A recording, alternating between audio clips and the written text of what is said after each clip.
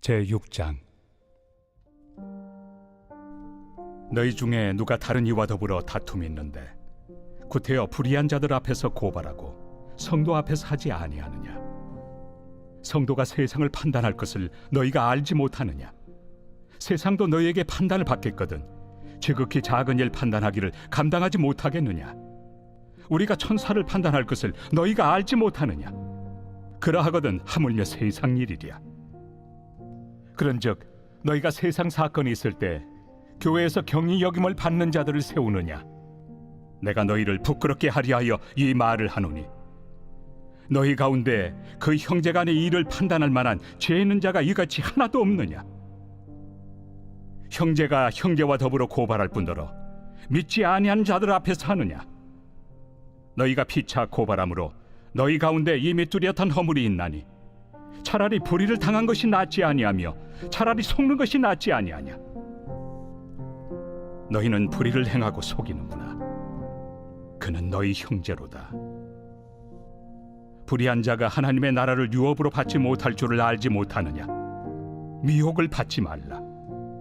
음행하는 자나 우상 숭배하는 자나 간음하는 자나 탐색하는 자나 남색하는 자나 도적이나 탐욕을 부리는 자나 술 취하는 자나 모욕하는 자나 속여 빼앗는 자들은 하나님의 나라를 유업으로 받지 못하리라. 너희 중에 이와 같은 자들이 있더니 주 예수 그리스도의 이름과 우리 하나님의 성령 안에서 씻음과 거룩함과 의롭다 하심을 받았느니라. 오늘도 주님의 보좌 앞으로 나오신 성도들에게 하나님의 은혜와 평강이 함께 하시기를 축원드립니다. 고린도 교회는 바울이 2차 전도 여행 때 세운 교회예요. 이 고린도는 항구 도시입니다. 유럽과 아시아를 이어주는 중요한 무역의 항구였습니다. 그래서 무역이 활발하게 일어남으로 인하여 매우 부유한 도시였고요. 항구 도시이다 보니 우상 숭배가 많았고 또 음란함과 향락을 즐기는 문화가 많이 있었습니다. 이런 곳에서 교회가 세워지고 교회가 뿌리 내리는 것이 참 쉽지 않았는데 하나님이 엄청난 이적과 은사들로 성도들에게 은혜를 주시고 믿음이 견고히 되게 하여서 교회가 잘 세워지게 되었습니다. 하지만 시간이 지나면서 이 교회가 분쟁이 일어나고 분열이 생기고 다툼이 생기게 되었는데요. 그래서 그들이 4개의 파로 나뉘어지게 되었습니다. 바울파, 아볼로파, 베드로파, 그리스도파 이렇게 나눠지게 된 거죠. 이들이 굉장히 악하거나 세상적인 사람들이 아니고 소위 교회에서 믿음 좋고 신앙생활 열심히 하는 사람들입니다. 지금도 많은 교회들이 분란이 일어나는 그 중심에는 소위 교회 열심히 다니는 신앙 좋은 사람들이 자리하고 있죠. 왜 이렇게 신앙이 좋다고 하고 신앙의 연륜도 있고 신앙의 열심도 있고 교회에서 충성 봉사하는 사람들 때문에 왜 교회는 분열하고 다투고 깨어지게 되는가? 이런 분열과 다툼과 갈등이 교회 안에 없어야 되는데 이런 문제를 어떻게 해결할 것인가? 바울이 그 답을 알려주고 있습니다. 그것이 바로 십자가인 것이죠. 십자가는 내가 죽고 그리스도께서 사신 현장입니다. 우리는 그리스도와 함께 십자가에 못 박혔기 때문에 우리의 옛사람은 죽었고 이제 새로운 사람, 새로운 피조물이 되었습니다. 주님은 우리를 새로운 사람으로 보고 있지만 우리는 여전히 새로운 사람으로 성화되어져 가는 과정이죠. 그래서 바울은 사람들을 3종류로 구분하여 이야기합니다. 첫 번째는 육에 속한 사람인데요. 교회 다니지 않는 사람들이 여기에 포함이 되고 교회 공동체 안에 들어와 있지만 아직 예수를 만나지 못한 자들, 이런 사람들이 육에 속한 자들입니다. 이들은 세상의 습관과 문화가 여전히 있고 죄와 접하여 살고 있습니다. 교회를 다니고 있지만 교회의 색깔이 전혀 드러나지 않는 사람이죠. 그런데 이런 사람들 때문에 교회에 분란이 일어나거나 다투거나 싸우지는 않습니다. 두 번째 부류는 신령한 자들인데요. 성령으로 충만한 사람들이죠. 바울은 이런 사람들에 대하여 뭐라고 평가하냐면 이런 사람은 세상을 판단하지만 세상으로부터는 판단받지 아니한다고 합니다. 모든 것을 판단하지만 그 누구에게도 판단받지 않는다고 했는데 제가 반복적으로 말씀드립니다. 이 판단이라는 것은 해석이라고 바꾸어 말하면 훨씬 이해가 쉽습니다. 성령으로 충만한 사람들은 모든 것을 해석할 수 있지만 세상은 이 성령 충만한 사람을 도저히 해석할 수가 없습니다. 왜 그렇게 살아가는지, 왜 그렇게 행동하는지, 왜 그런 선택과 판단을 하는지 세상 사람들은 미련하고 바보 같고 천치 같다고 이야기하지 절대 해석할 수가 없습니다. 왜냐하면 이 신령한 자들에게는 이 세상의 기준이 아니라 하늘의 기준, 성령님의 기준으로 살아가는 새로운 사람이 작동하고 있기 때문이죠. 세 번째 부류는 육에 속한 그리스도인입니다.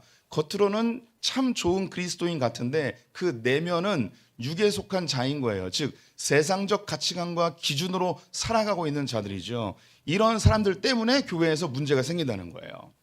이런 사람들이 교회에서 열심히 있고 신앙생활 잘하는 것 같고 교회 충성 봉사하는 것 같은데 그 안에서 선택하고 결정하고 판단하는 그것들이 성경적 복음적 기준이 아니고 자기 기준으로 세상적 기준으로 살아갈 때 교회 안에서 이런 자들이 분파가 생기고 갈등하고 싸우고 교회가 파괴되어진다는 것이죠. 이런 사람은 열심을 내면 낼수록 더 문제가 심각해집니다. 바울은 이런 사람들의 특징으로 무엇을 이야기하냐면 교만이라는 것을 이야기합니다. 그래서 지난주에도 말씀드렸는데 고린도전서에서 이야기하는 교만과 성경에서 보편적으로 이야기하는 교만이 차이가 있다고 말씀드렸어요. 우리는 유교적 배경에서 살았기 때문에 교만과 겸손을 어떻게 이해하냐면 교만하다 그러면 잘난 척하는 걸 교만하다라고 이야기하고 겸손하다 그러면 있어도 없는 척, 알아도 모르는 척, 자기를 낮추는 것을 겸손 정도로 생각을 합니다. 이것은 지극히 유교적인 마인드고요. 성경에서 이야기하는 교만은 하나님이 하신 것을 내가 했다고 하면 이게 교만입니다. 내가 드러나는 게 교만이죠. 그리고 겸손은 하나님이 하신 것을 하나님이 하셨다고 이야기하는 것을 겸손이라고 이야기합니다. 그래서 우리 성도님들에게 저는 처음 듣는 분들도 계시지만 교만하라고 제가 이야기합니다. 갑자기 교만이 나쁜 거라고 얘기했는데 교만하라고 하는데 여기서 제가 말하는 교만은 성경에서 이야기하는 교만과는 좀 다른 거죠. 제가 말하는 교만은 뭐냐면 내가 아니면 교회가 안 돌아간다는 생각을 하시고 살아가라는 거예요. 그래서 좀 제가 왜 이 교만이라는 이야기 하냐면 유교적인 겸손을 버려버리도록 성도님들한테 말씀드리는 거예요. 그래서 우리는 겸손하면 알아도 모르는 척, 있어도 없는 척, 할 줄 알면서도 못하는 척, 이것을 겸손이라고 유교적 베이스에서 배워왔어요. 그래서 교회 안에도 그렇게 하는 게 겸손이라고 생각을 하는 거죠. 그래서 뭐 시키면 저 잘 못하는데요, 능력이 없어서요, 잘 몰라서요 라고 하는데 이건 겸손이 아니에요. 왜냐하면 그 안에 안 시키면 삐지거든요. 그리고 속으로 나는 겸손해 라고 하면서 나처럼 겸손한 사람이 없어 라고 하면서 스스로 자기를 높이는 내면 안에 교만함이 있거든요. 그건 진짜 교만이에요. 그래서 우리는 어떻게 하냐, 할 줄 알면 할 줄 안다고 하면 되는 거예요.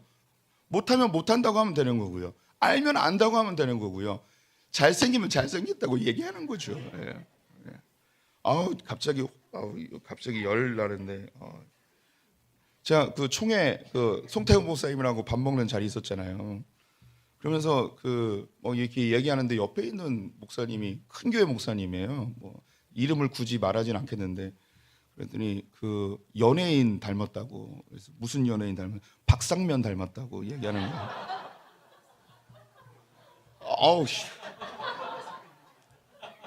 제가 부인하진 않겠지만 박상면 닮았다는 거죠. 그래서 제가 얘기했죠. 제가 한때는 디카프리오 닮았다는 얘기를 들었다고.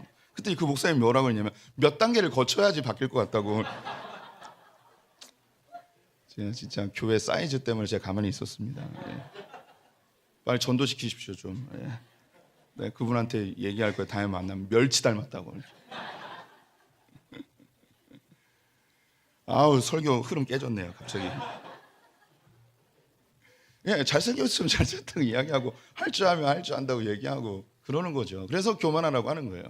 어줍지 않게 유교적 베이스의 이 겸손을 떨다가 우리는 스스로 자기 안에서 갈등하고요, 자기 내면에 상처받고 안 알아줘서 삐지고 이런 거 우리 하지 말자고요. 그래서 우리 성도님들은 다 하나님 나라의 귀중한 백성들이에요. 그래서 내가 아니면 교회가 안 돌아간다라는 생각을 가지고 그렇게 신앙생활 하시기 바랍니다. 금요기도회에 우리 성도님들이 안 오면 금요기도회에 은혜가 없는 거예요. 우리 성도님이 있어야만 금요기도에 은혜가 있고 이 자리는 나를 위해 준비된 자리다 이런 생각을 하고 약간 교만하게 신앙생활하면 좋겠습니다. 그런데 이 고린도전서에서 이야기하는 교만은 그런 교만이랑 다르다고 말씀드렸어요.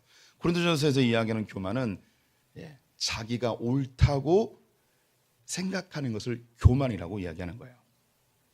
교만은 자기가 옳다고 판단하고 결정해서 살아가요. 이 육에 속한 그리스도인들이 자기가 지금까지 신앙생활을 오래 했고 학식도 있고 교회에서 인정도 받고 또 하나님께 은사도 받고 복도 받고 내 모든 것이 평안하고 잘 되니까 무슨 생각을 하냐면 내가 옳아라는 생각을 갖는 거죠. 이런 사람들 때문에 교회 안에 분열이 생기고 다툼이 생기고 스스로 다 자기가 옳다 이야기하니 파가 나눠지는 거죠. 바울이 옳아, 아볼로가 옳아, 게바가 맞는 거지. 아니 무슨 소리야? 그리스도가 최고지 하면서 자기의 옳은 판단대로 신앙생활을 하다 보니 교회가 나뉘어지고 갈등이 생기게 됩니다.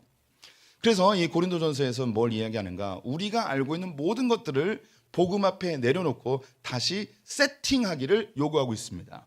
복음으로 내가 지금까지 옳다고 생각했던 것을 틀렸다고 결정하고 다시 하나하나 하나님 안에서 세팅해 나가자는 게 고린도전서의 이야기예요. 이것이 복음의 사람들의 삶입니다. 그래서 우리 성도님들에게 제가 17년째 얘기하고 있습니다. 우리는 하나님 앞에 섰을 때 내가 알고 신앙생활했던 것이 틀렸다고 확정하고 17년 전에도 틀렸고 지금도 틀렸고 앞으로도 틀렸다고 확정을 하고 하나님이 뭐라고 말씀하시는지 다시 되찾아서 이것을 계속 익숙하게 만들어 가는 거죠. 우리는 종교화 되어지는 사람들이 아니고 복음으로 나의 가치관이 새롭게 바뀌어가는 사람이에요. 그래서 우리의 신앙생활은 종교적으로 발전해 나가는 것이 아니고 우리의 가치관이 성경적 가치관으로 복음으로 유창해지고 복음으로 능숙해져 가는 거죠. 이것을 성화라고 하고 그리스도를 닮아가는 것이고 하나님의 성품에 닮아가는 자, 이렇게 성경은 다양하게 표현하고 있습니다. 그래서 지난 시간에 본 게 성에 대한 것을 보았습니다. 성에 대해서 이 세상은 금욕을 추구하는 방향이 있고 또 한 가지는 성의 자유, 음란함을 추구하는 방향도 있습니다. 성의 혁명이라고도 표현을 하죠. 동성애가 왜 잘못되었는가? 우리 안에 있는 보편적 가치인 한 남자와 한 여자가 가정을 이루는 이것을 파괴하는 거죠. 혁명을 일으키는 거예요. 이것이 이제 세상에서 걷는 이 두 가지 흐름입니다. 그런데 성경은 완전히 새로운 것을, 복음은 완전히 새로운 것을 우리에게 제시합니다. 성경이 성에 대해서 뭐라 이야기하는가? 성은 하나님이 인간에게 주신 귀중한 선물이라는 것이죠.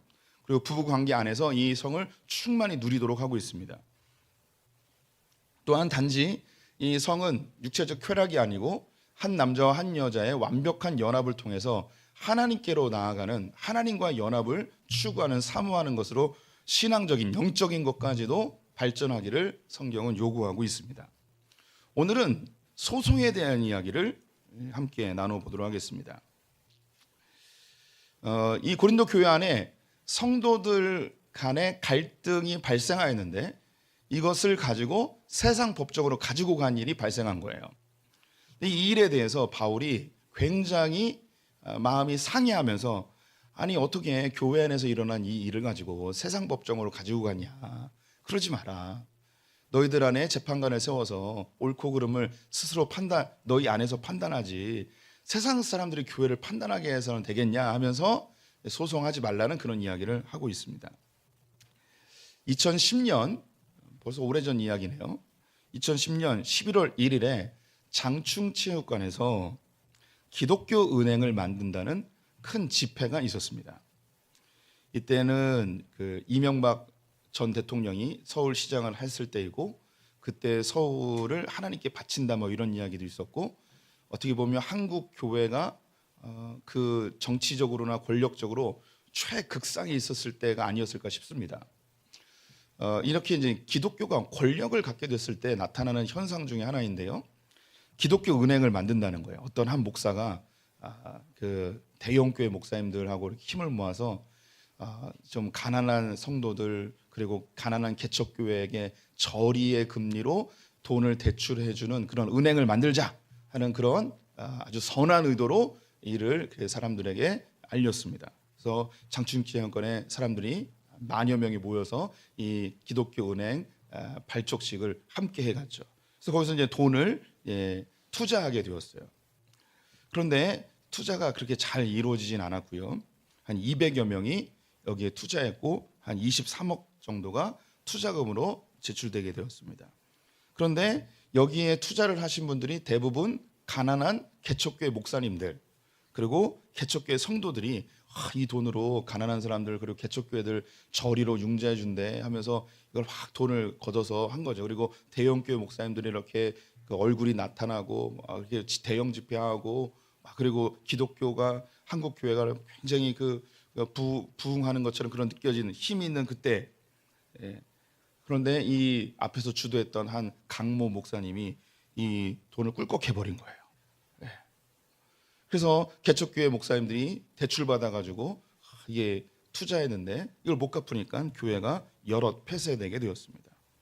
그리고 가난한 개척교회 성도들이 빚내가지고 투자했는데 그래서 이것이 문제가 돼서 가정이 파탄된 사람들도 있고 자살을 기도한 사람도 있었습니다. 이런 일이 벌어졌을 때 어떻게 하면 좋을까요? 작년에 강남의 대형 교회 이름을 대면 알만한 한 교회에서 집사님이 성도들을 상대로 투자 사기를 벌였습니다. 무려 537억의 사기를 쳤습니다. 그런데 537억이잖아요. 그런데 여기에 투자한 사람이 몇 명이냐면 53명밖에 안 돼요. 와, 그럼 한 명이 거의 10억씩 낸 거예요. 역시 강남은 달라요. 그런데 이것도 사기로 된 거죠. 또 작년에 인천의 대형 교회 계양구에 있는 여기도 이름 대면 뭐 모르실 분도 있고 아실 분도 있는데 여기 한 권사님이 668억의 투자 사기를 하였습니다. 668억. 그러면 강남은 537억에 53명이잖아요. 인천은 668억이면 몇 명일까요? 425명. 역시 인천은 달라요.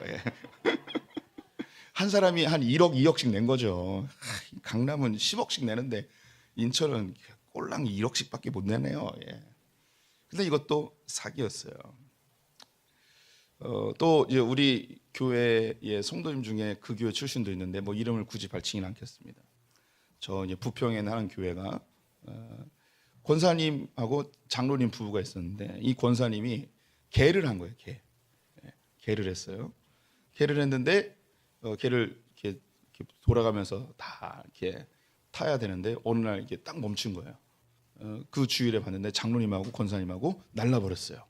그래서 이 교회에서 개를 내서 피해금이 4억이었어요. 난리가 난 거죠. 이럴 경우 어떻게 해야 될까요? 제가 지금 몇 가지 예를 들긴 했는데 우리 성도님들 중에도 교회 안에서 이런 금융 사기나 혹은 돈을 빌려줬다가 떼인 경우나 혹은 큰 경제적인 피해를 성도 때문에 당한 경우도 있을 수 있습니다. 이런 경우 어떻게 하면 좋을까요? 뭐 이게 꼭 교회가 아니더라도 우리 성도님들이 일상을 살면서 누군가에게 사기를 당했어요. 금융의 피해를 보았어요. 그럼 어떻게 하시겠습니까? 사람이 할 수 있는 방법은 두 가지밖에 없습니다. 뭐 두 가지 밖에라는 것보다 크게 두 가지는 나눌 수 있겠죠. 한 가지는 법적인 보호를 받는 거죠. 소송을 하는 거예요. 소송. 또 한 가지는 소송을 어떻게 해야 되는지도 모르고 또 소송할 만한 능력도 안 되고 상황도 안 되어서 그래서 어떻게 하는가? 그냥 참는 거죠. 없는 셈 치고 참는 거죠. 사람이 선택할 수 있는 것은 법에 고소하여서 이것을 구제받는 방법이나 소송을 해서 하는 방법이나 아니면 내가 그냥 나 혼자 그냥 잃어버린 셈 치고 그냥 살아야지. 아니 소송을 해도 찾을 가능성도 없고 하니까 그냥 이렇게 참고 살아야지. 뭐 이렇게 두 가지로 나뉘어질 수 있을 것 같습니다. 이것도 좀 오래전 이야기인데요. 용인에 사는 한 장로님이 계셨습니다. 이 장로님은 평생 농사를 짓는 분이셨습니다. 그런데 어느 날 부동산 업자가 이 장로님을 찾아오셨습니다. 그래서 자기 밭을 좀 팔으라는 거예요. 그래서 무슨 소리냐? 나는 평생 농사 짓는 사람인데 이 논을 왜 파냐? 그래서 거절했습니다. 그런데 이 부동산 업자가 계속 와가지고 팔라고 하는 거예요. 아침에도 찾아오고 저녁에도 찾아오고 몇십 번을 찾아온 거죠. 그랬더니 시가에 2배를 쳐주겠다 막 하면서 하는 거죠. 그랬더니 옆에 있는 이제 아들, 자식들하고 와가지고 아버지 이때 팔아야 된다고 하면서 이분이 결국은 파셨어요. 이 논을 파셨어요. 그리고 한 6개월쯤 지나서 용인 수지 개발 뉴스가 나온 거예요. 이 땅이 10배, 20배, 30배로 막 뛰는 거예요. 이 부동산 업자는 이미 알고 미리 산 거죠. 이 장로님이 들어 누웠어요. 너무 화가 나가지고 다시 찾을 방법이 없는 거죠. 어떻게 되셨을까요? 돌아가셨어요. 화병으로 죽었어요. 이 화를 주체를 못해가지고 화병으로 돌아가 버리셨어요. 이런 일이 발생하는 거죠. 그분이 그 법적으로 해결할 수 있는 방법이 있었다면 고소했겠죠. 그런데 그게 안 되니까 화병이 나서 참다 못 참아서 자기 안에 이 불이 스스로를 태워버리게 되었습니다. 이 고대로부터 이런 그 법률적인 소송이나 다툼이 인간 세상 속에서 늘 있었죠. 그래서 이 국가가 발전하기 전에는 이제 스스로 문제들을 해결하려 하였지만 점점 사회가 발전하면서 법률이라는 게 생기고 또 이것을 이제 소송이라는 제도로 약자들을 보호해주고 이 법이라는 테두리 안에서 예측 가능한 그런 사회를 만들고자 하는 노력들이 있었습니다.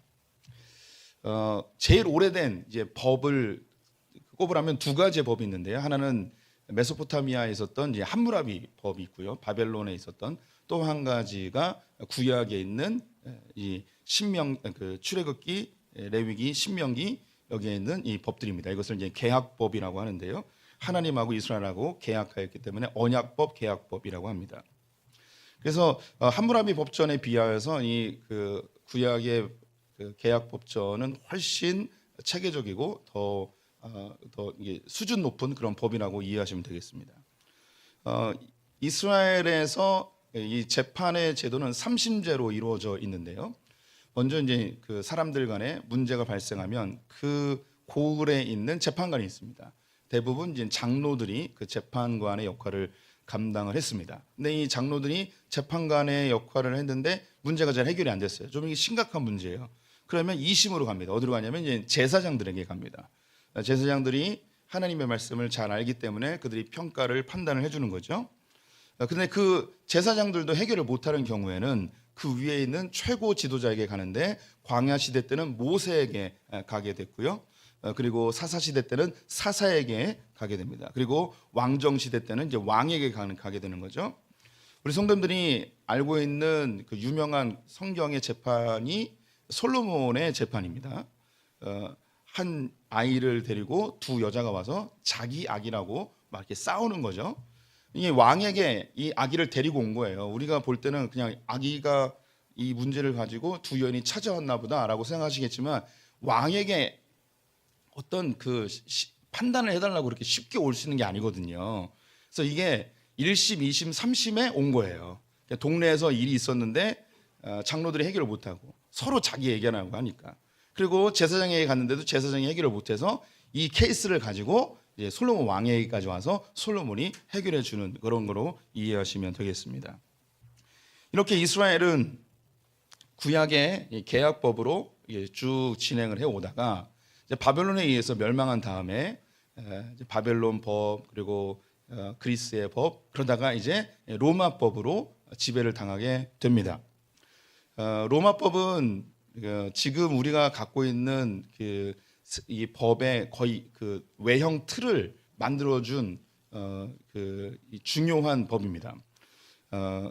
그래서 그 로마를 그 거대한 제국이 잘 유지될 수 있었던 게 좋은 통치자보다는 이 법에 의해서 통치를 하였기 때문에 로마가 잘 유지됐다는 평가들을 하고 있습니다.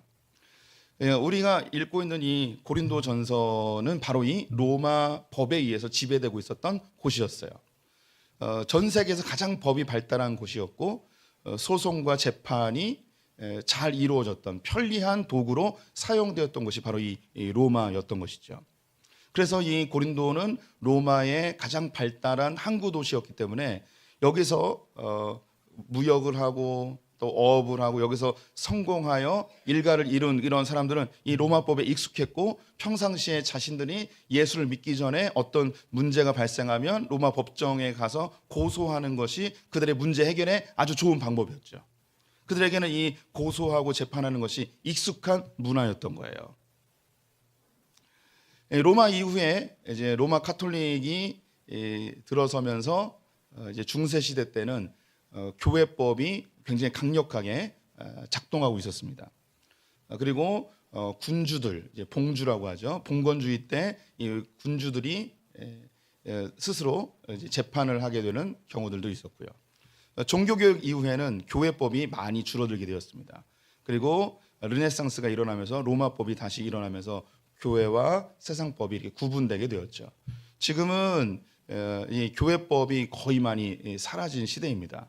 그럼에도 불구하고 오늘 이 본문이 우리에게 어떻게 그 은혜가 될지, 어떻게 우리에게 적용해야 될지 한번 살펴봤으면 좋겠어요.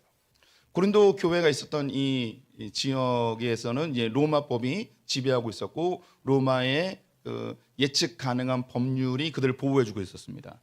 그래서 법률을 잘 이용하는 사람들이 법적으로 보호도 받고 재산도 보호받고 재판에서 승리하면 잃어버렸던 것도 되찾는 뭐 이런 것이 그들에게는 익숙한 문화였고 그들에게는 그것이 지혜였고 그렇게 재판을 잘 이용하는 사람들이 똑똑한 사람인 거죠. 오히려 재판을 잘 이용하지 못하는 사람들은 미련한 사람이고 어리석은 자이고 사회적으로 약자로 취급받는 그런 사회였습니다. 어떻게 보면 지금 우리가 살고 있는 세상과 똑같은 세상이라 할 수 있겠죠. 우리나라는 지금 소송이 굉장히 남발되고 있는 시대에 살고 있습니다. 우리 성도님들이 우리 뭐 소송을 해보신 경험이 있는 분들도 있을 수 있겠지만 변호사들이 많아지다 보니까 그 법의 접근성이 쉬워졌고요. 또 변호사들이 수임을 해야 되기 때문에 사람들에게 이 고소 고발을 권장하는 그런 일도 발생하게 됩니다. 하지만 이로 인해서 그 사법 시스템이 과부하가 걸려서 재판이 정상적으로 이루어지지 않는 경우들도 굉장히 많죠. 또 불필요한 분쟁들이 있고 또 사회적 비용이 낭비되는 경우도 있죠. 또한 고소를 하게 되면 그 관계가 완전히 파괴되어져 버립니다. 부부의 관계, 부모 자식과의 관계, 모든 관계가 소송이 시작되면 완전히 다 깨져 버리게 되죠. 이런 것이 지금 우리나라에 굉장히 흔하게 되었습니다. 2022년도에 우리나라에 고소건이 몇 개가 소송건이 몇 개 있었냐면 666만 7,442건 있었습니다. 666만 감이 잘 안 오죠. 예, 뭐 그렇대요. 예. 이 중에 형사 사건이 25.7%고요. 민사 사건이 68.6%입니다. 거의 70%, 3분의 2가 민사 사건이에요. 민사 사건이 뭐냐면 돈 꿔주고 돈 받고 뭐 이런 사건입니다. 가사 사건, 이제 뭐 이혼하고 이러는 게 2.7%였습니다. 놀라운 게 이거는 그 최근 기록은 아닌데 2006년도에 조사한 건데요. 2006년도에 우리나라에서 민사 사건으로 고발된 건수 중에 교회와 관련된 건수가 몇 퍼센트냐면 18%였습니다. 우리나라 이거 뭐 지금도 뭐 크게 다르진 않을 것 같아요. 우리나라에서 발생하고 있는 고소 사건, 민사 고소 중에 18%가 교인들 사이에서 일어난 사건들인 거예요.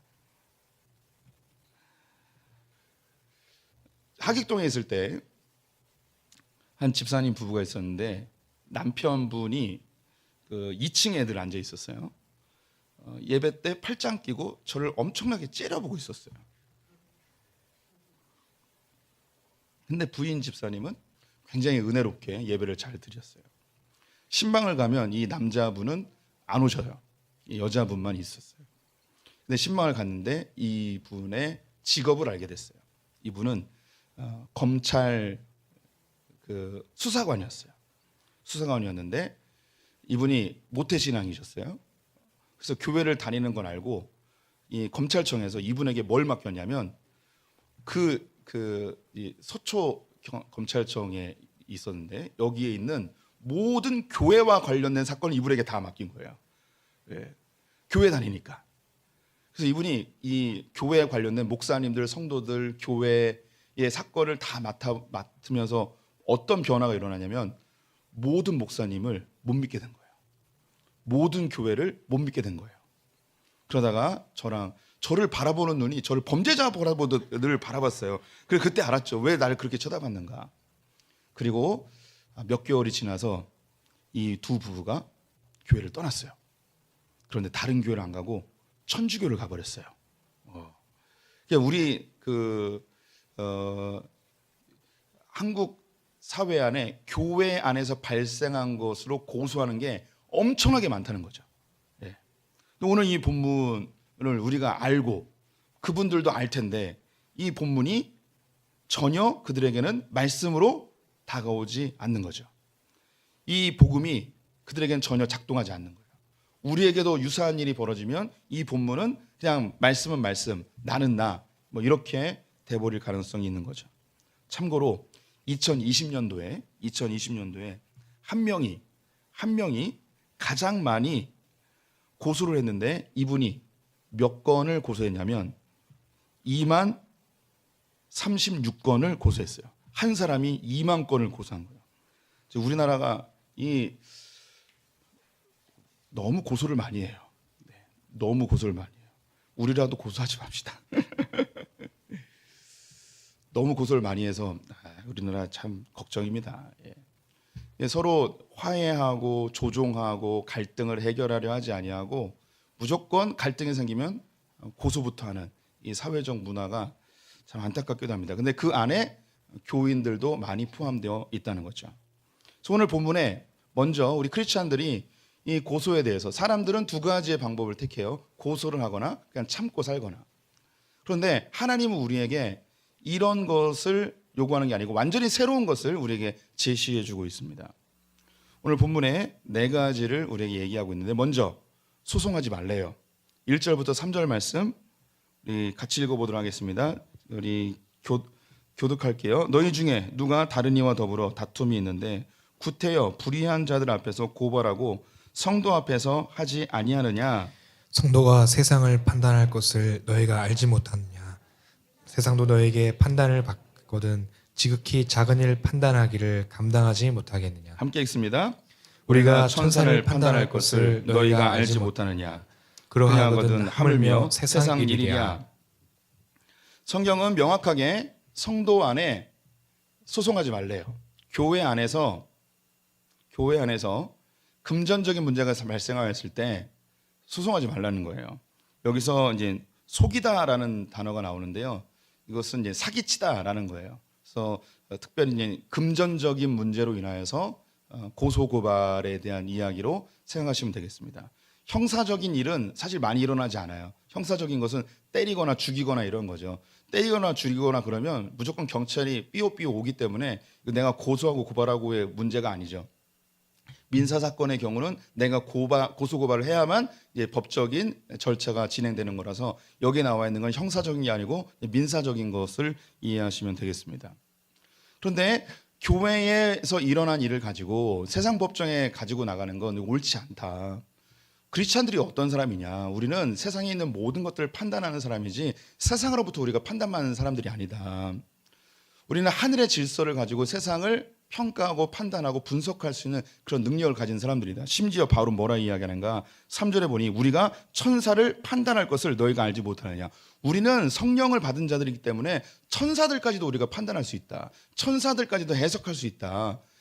천사들이 우리를 수종 들고 천사들보다 더 뛰어난 게 우리들인데 이 세상에 공중권세 잡은 자들에 의하여서 종노릇하는 저 세상 사람들에게 너희들이 옳고 그름을 평가받고 판단받는 것이 옳지 않다라고 이야기하면서 우리는 이 세상으로부터 우리가 하는 행동들에 대해서 그렇게 평가받고 판단받는 것을 우리는 금해야 된다. 소송하지 마라 라고 이야기를 하고 있는 것이죠.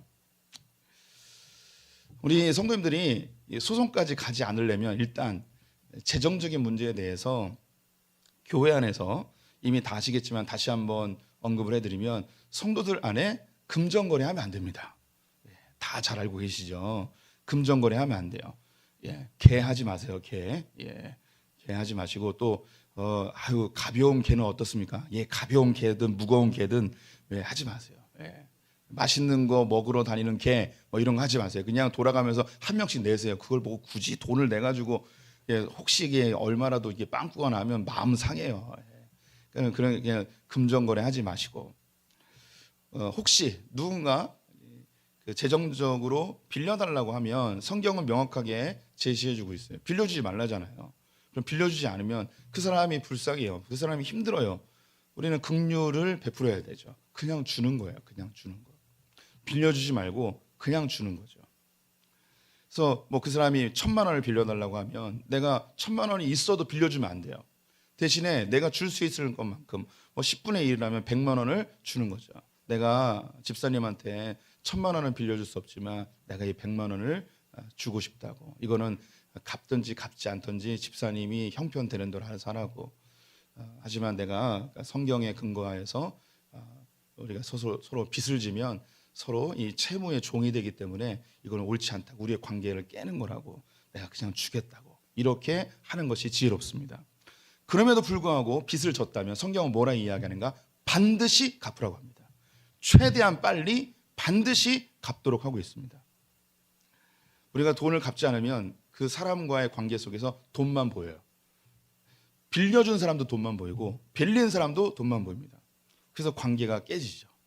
그래서 이 돈은 안 빌리는 게 최선이고 혹시 빌렸다면 빠른 시일 내에 갚는 것이 우리에게 제일 좋은 방법입니다. 그런데 교회 안에서 이런 갈등이 생기고 분란이 생기거나 혹은 재정적인 사건이 생겼을 때 성경은 어떻게 우리에게 제시하고 있는가? 형제 안에서 교회 공동체 안에서 이것을 판단하여 해결해 보라는 거죠. 5절 말씀 같이 읽어보겠습니다. 내가 너희를 부끄럽게 하려 하여 이 말을 하노니 너희 가운데 그 형제 간의 일을 판단할 만한 지혜 있는 자가 이같이 하나도 없느냐. 네, 너희 공동체 안에 이 문제에 대해서 판단하여 해결해 줄 수 있는 형제를 하나 세워서 이것을 좀 해결해 보아라 라고 얘기하는 거죠. 세상 법정까지 가지 말고 공동체 안에서 이 문제를 해결해 보라고 이야기하는 것입니다. 교회 안에 어떤 재정적인 이슈가 발생했다면 교회 안에 법률 전문가가 있다면 그분에게 도움을 요청할 수도 있겠죠. 초대교회 때부터 지금까지 교회에서는 담임 목사와 장로님들이 교회 안에 있는 사건 사고에 대해서 결정하여 판단하도록 제시하고 있습니다. 또 교회 안에 분란이 있다면 교회의 상위 기관인 노회에 헌의하여서 지도를 받게끔 하고 있습니다. 이 노회에서도 해결을 못하면 총회의 재판국에 헌의하여서 교회의 문제를 해결하도록 그렇게 지도하고 있습니다. 그런데 많은 경우 노회에서 결정해주거나 총회에서 결정해줘도 이것을 수용하지 않고 이걸 다시 가지고 세상 법정으로 가지고 가서 거기서 판단을 받는 일들이 발생하게 되는 거죠. 이 사회가 이제 고소 고발이 흔해지고 법률 서비스가 접근성이 좋아지다 보니까 목회자들도 이런 법률적 구제를 직접 적극적으로 활용하는 경우들이 있어요. 올해에 이제 판결 난 건데요. 7월에 판결 난 걸로 기억을 하는데 어떤 한 교회에서 서울에 있는 교회예요. 그 교회에서 10여 년 사역한 부목사님이 있었어요. 그런데 여기서 교회를 그만두면서 노동청에 신고를 했어요. 이 어떤 신고를 했냐면 시간의 수당을 받는 소송을 한 거예요. 시간의 수당이 뭐냐? 새벽기도, 금요기도 끝나면 성도들 갈 때까지 부목사님들은 기다려야 되거든요. 뒷정리하고 가야 되니까. 담임 목사님은 그냥 가고. 그런데 그 시간을 10몇 년 동안을 다 누적해가지고 그 시간의 수당을 달라고 한 거예요. 그 돈이 1억 3천인가 그래요. 네. 그런데 대법원에서 승소를 했어요. 네. 근데 이 교회가 큰 교회도 아니고 그냥 개척교회인 거예요. 네. 이런 일이 발생하는 거죠. 네, 이런 일이 있으면 이분이 교회에 내가 이런 부분에 대해서 서운함이 있다. 내가 이렇게 10여 년 동안 교회 충성했는데 이 부분에 대해서 퇴직금을 주든가 좀 나에게 위로금을 줘야 되는데 이런 것이 없이 하면 어떡하냐 하면서 뭐 이게 교회 안에서 해결을 해야 되는데 이걸 세상 법정으로 가져가는 거죠. 그 즈음에 제 친구 목사한테 연락이 왔습니다. 친구 목사 교회에 4년 동안 사역했던 부목사님이 사임을 하게 된 거예요. 근데 사임을 하면 퇴직금을 주거든요. 그런데 이 교회가 상가에 있는 그리 크지 않은 개척교회예요. 그래서 이분이 4년 동안 한 이 퇴직금을 다 주기에는 재정적으로 여유가 없는 거죠. 그래서 불러가지고 교회 사정이 이러이러하니 퇴직금을 다 드릴 수는 없고 일부만 드리겠습니다라고 일부를 줬어요. 그래서 줄 때는 오케이를 했어요. 그리고 나서 한 달쯤 지났는데 노동청에서 고소장이 들어왔어요. 예. 퇴직금을 다 정산해서 주라고. 예. 이런 일이 발생했어요. 그래서 저에게 연락이 온 거예요. 어떻게 해야 되냐고. 어떻게 하긴요. 빚내서 주셔야죠. 그래서 이 목사님이 카드 빚내서 줬어요. 이런 일이 발생하는 거죠. 교회 안에서 이런 일들이 해결이 돼야 되는데 이걸 가지고 세상에 가서 해결하는 거죠. 제가 우리 부교육자들에게 귀한 팁을 드린 것 같네요.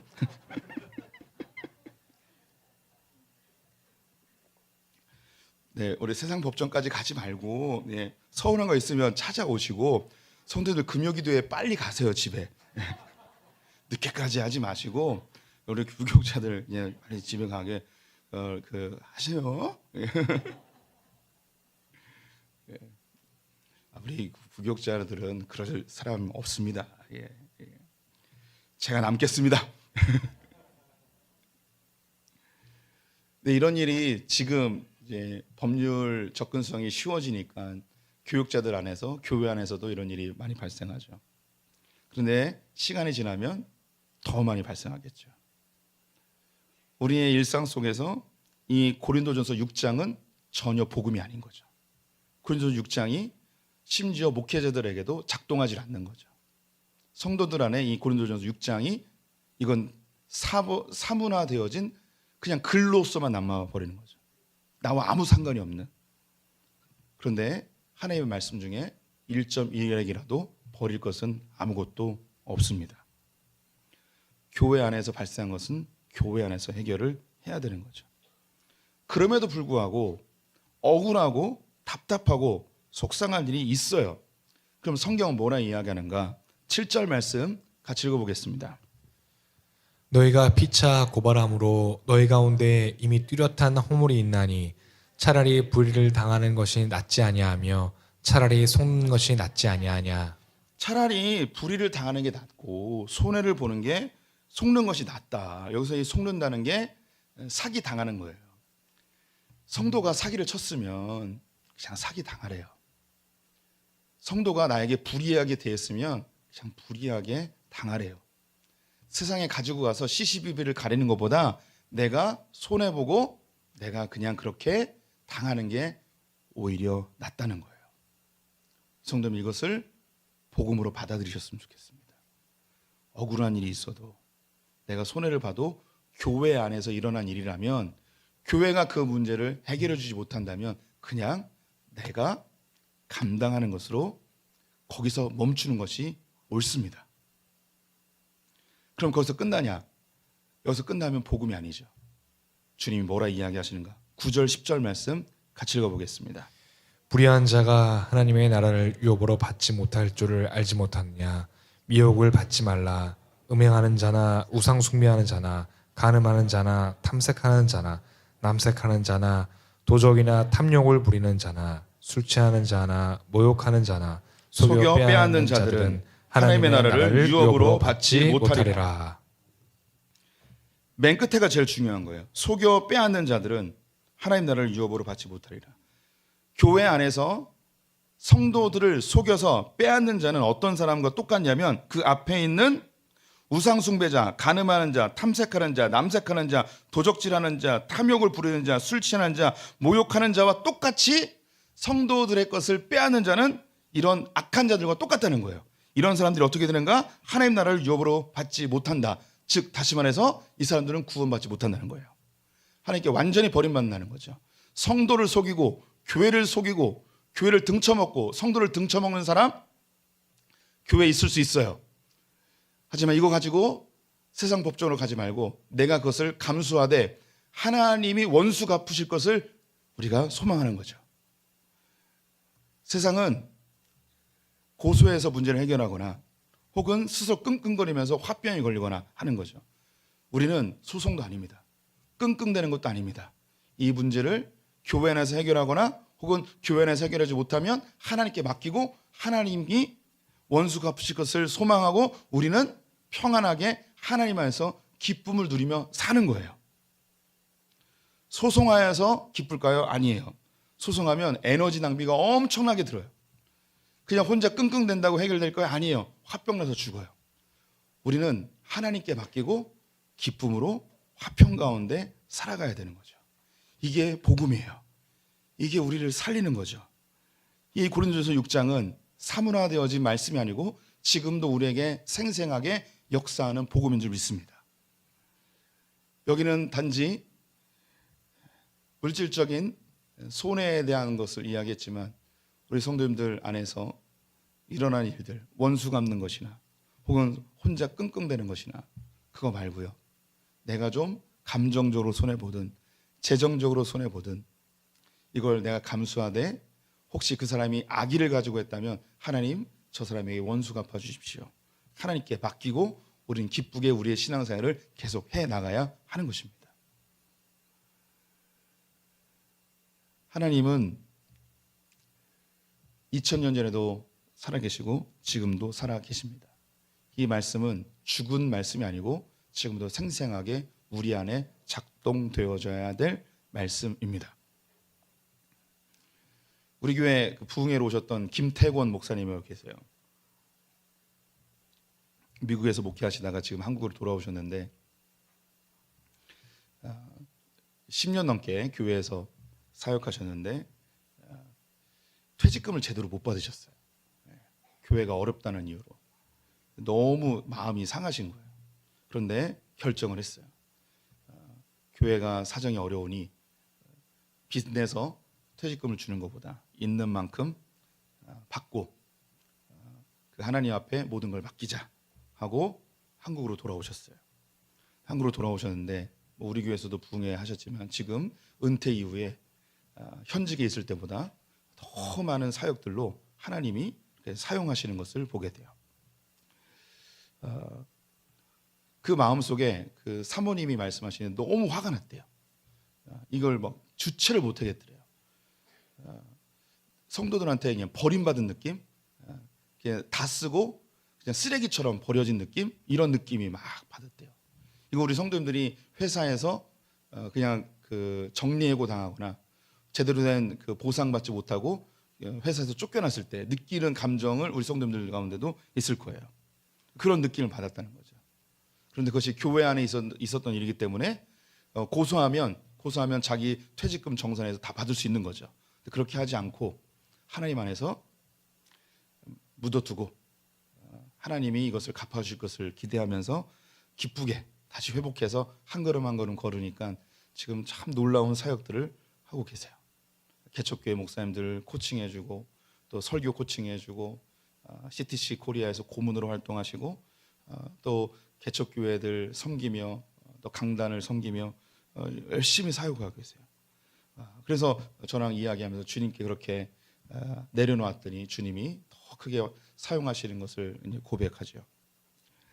하나님의 말씀대로 하면 우리 마음도 평안해지고 하나님이 반드시 우리의 선한 결단에 하나님이 보상해 주실 줄 믿습니다. 말씀대로 살아봅시다. 힘들고 어렵지만 말씀이 우리의 삶의 기준이 되기를 간절히 소망합니다.